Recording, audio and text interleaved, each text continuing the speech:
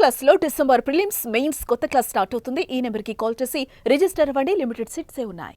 మొదట ఒకరిపై ప్రేమ, ఇంట్లో తిట్టడంతో ఫుల్ స్టాప్. మళ్లీ కాలేజ్లో కొత్త ప్రేమ, కొన్ని రోజులకు ఇద్దరితోనూ ప్రేమాయణం.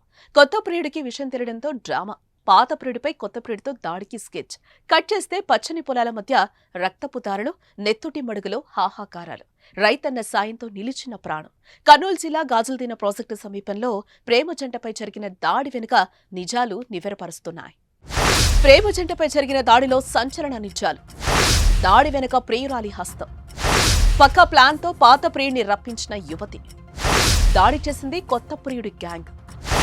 ఏమీ తెలియనట్టు అక్కడి నుంచి ఎస్కేప్. కర్నూలు జిల్లాలో ప్రేమ జంటపై దాడి ఘటన కలకలం రేపుతోంది. గోనెగండ్ల మండలం పరిధిలోని గాజుల్దీన ప్రాజెక్టు సమీపంలోని ఎమ్మిగనూరుకు చెందిన వడ్డే అరవింద్ తన ప్రియురాలతో కలిసి అక్కడికి రాగా కొందరు యువకులు వేట కొడవలతో దాడి చేశారు. ఈ దాడి స్థానికంగా సంచలనం రేపింది. అసలు దాడి చేసిందెవరు, ఎందుకు చేశారు?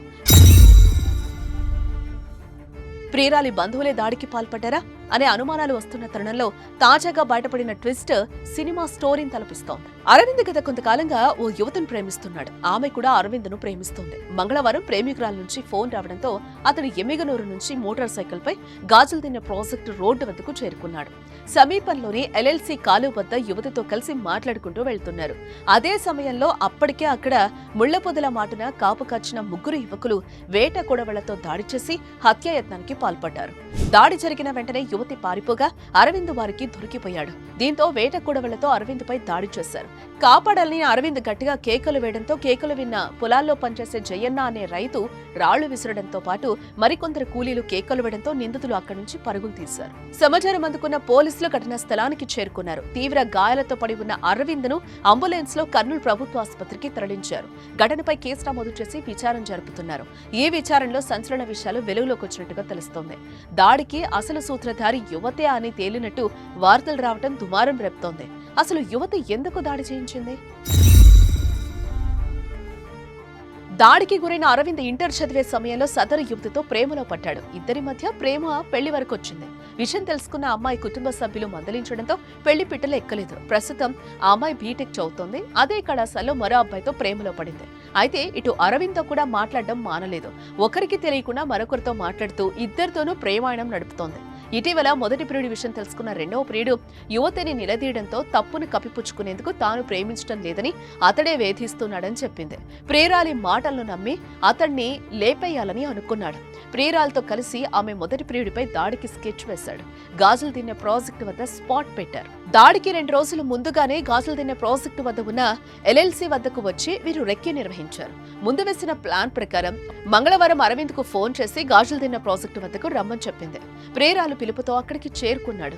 ఇదే విషయాన్ని ఫోన్ ద్వారా ఎప్పటికప్పుడు రెండవ ప్రియుడికి సమాచారం ఇచ్చింది. దీంతో తన స్నేహితులతో కలిసి వేట కొడవలతో అక్కడికి చేరుకున్న కొత్త ప్రియుడు అరవింద్ పై ఒక్కసారిగా అటాక్ చేశారు. యువతి అక్కడి నుంచి ఏం తెలియదన్నట్లు మరొక ఫ్రెండ్ సహాయంతో తన స్కూటీలో పారిపోయింది. పోలీసు విచారణలో యువతదే పక్కా ప్లాన్ అని తేలడం పోలీసుల్ని అవాక్కయ్యేలా చేసింది. చూశారుగా ఆ కిలేడి ఎంత స్కెచ్ వేసిందో. తనను కాపాడుకోవడానికి ఓ ప్రాణాన్నే తీయడానికి కూడా కనీసం ఆలోచించలేదు.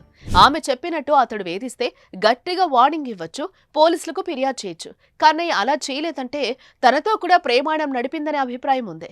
కొత్త ప్రియుడి దగ్గర దొరికిపోవడంతో నాటకానికి తెరలేపి అడ్డంగా బుక్ అయింది. ఇప్పుడు ఆమెతో పాటు నిందితులందరూ ఊచలు లెక్క పెట్టాల్సి వస్తోంది. దీనిపై మీ అభిప్రాయాన్ని కామెంట్ చేయండి. దగ్గర పోతే కొడలు తీసుకుని మా ఇటు నుంచి పోతే అటు నుంచి ఇంకో బండి వచ్చా పల్లాటికి వచ్చేసరికల్లా ఇంకా ఏమో గట్టన బొండారని అంటే మరి అన్ని ఇటు చెడపోతలకు నన్ను చూసి నన్ను రాళ్ళు పుడుతుంటే ఒక ఇద్దరు పోయి ఇంకా బండి ఎక్కిరి. ఒకడు సన్న పిల్లగాడు, ఒకడు ఒక 15 ఏళ్ళు కూడా ఉంటావు లేదు. ఇంకోడు లాస్ట్గా నా పట్టినోడు అయితే బాగా లావుండే పడలే పోయి ఫైర్ పడి ఇంత అంతా పోయి మరి వెనక్కొచ్చుడు. వెనక్కొచ్చి కొడాలు తీసుకుని బాగా 4-5 మాట్లాడక 5-6 మాట్లాడక